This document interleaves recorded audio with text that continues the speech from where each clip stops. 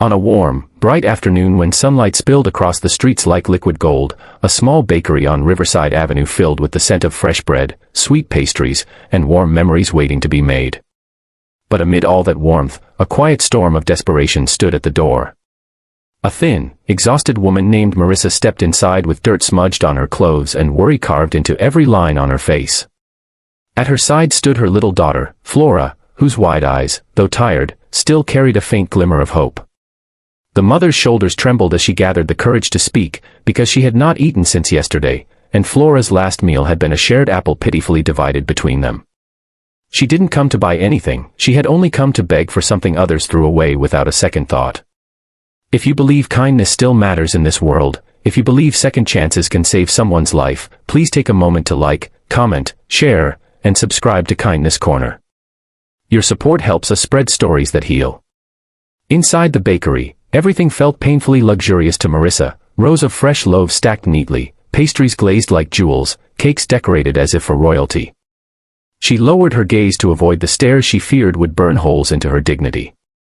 Flora clung to her sleeve, her small fingers trembling. The mother approached the counter with hesitant steps, the floor almost feeling too polished for dusty shoes like hers. The employees looked up, their polite smiles fading slightly, unsure of what to expect. Marissa's voice shook as she asked them if they had any expired cake, something thrown out at the end of the day, something, anything, that she could give her daughter who hadn't had a treat in months. But what she didn't know was that someone else stood in the bakery, watching closely. A tall, well-dressed man named Roland Vance, one of the city's wealthiest entrepreneurs, was there quietly, dressed in a simple gray suit instead of his usual boardroom attire. He had stepped into the bakery to escape the noise of the world outside and to enjoy one of the peaceful routines he rarely admitted he needed. He had come for a slice of blueberry pie, but life had served him something far more important. As Marissa spoke those heartbreaking words, Roland felt something shift inside him. People often believed wealth turned hearts cold, but in his case, loss had already done that years ago. He had buried his wife and daughter after a tragic accident and locked his heart behind walls money couldn't fix. Yet here, in the soft daylight of a quiet bakery, a weary mother's trembling voice cracked open a corner of that broken heart. Marissa stood frozen as the workers awkwardly exchanged glances. They wanted to help, but their boss had strict rules against giving away food before closing. Her cheeks burned with shame as the silence thickened. She thought about turning back, escaping the embarrassment, pretending she hadn't asked. But hunger had a way of welding a person to hope, even when hope felt like a wound. Flora tugged gently at her sleeve, her eyes drifting toward a strawberry-topped cake behind the glass. She didn't ask for it. She wouldn't dare. Children like her learned early what dreams were allowed and which ones weren't. Roland noticed everything, the way the little girl hid behind her mother, the way Marissa tried so hard to stand tall despite the weight pushing her down. He could almost hear echoes of his own daughter in Flora's small hands and hopeful silence. Something inside him broke in the most human way possible. It wasn't pity. It wasn't charity. It was recognition, the recognition of suffering he knew too well. In that moment, he didn't see a homeless woman or a starving child. He saw two souls pushed into shadows by life's cruelty, standing in the doorway of a place filled with warmth they weren't sure they deserved. What happened next unfolded with the gentleness of daylight drifting through a window. Roland stepped forward, not announcing who he was, not waving around his wealth, not trying to attract attention. He walked quietly to the counter and asked the workers to pack the freshest cake in the display, the large vanilla sponge layered with berries, coated with cream, and decorated with fruits bursting with color. Then he asked for 2 warm meals, pastries, sandwiches, and anything he believed could restore life back into a hungry pair of eyes. Marissa watched in confusion, unsure why a stranger was making such a large order.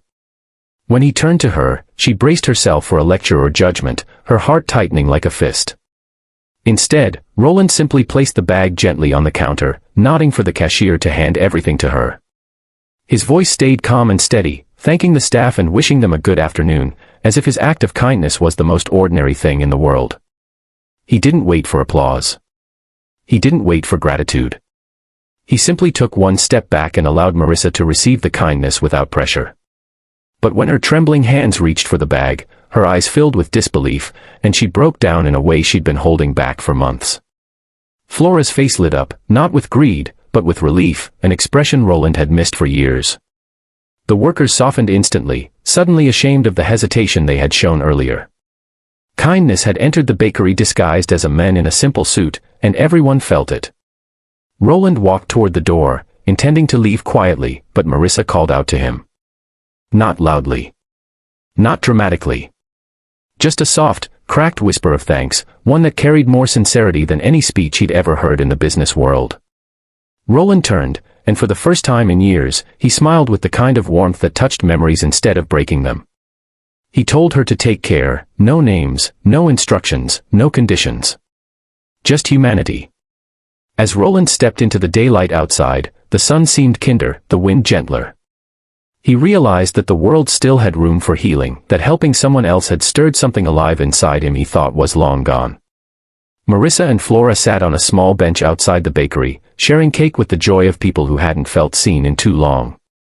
Their smiles, though quiet and tired, looked like the sunrise of a better day. And Roland understood that sometimes it wasn't grand gestures or millions of dollars that changed a life, it was one moment of compassion delivered at exactly the right time. If this story touched your heart, please make sure to like, comment, and share this video, and subscribe to Kindness Corner so we can continue spreading these powerful true-to-life stories. Before we end, tell us in the comments, do you believe small acts of kindness can change someone's entire life?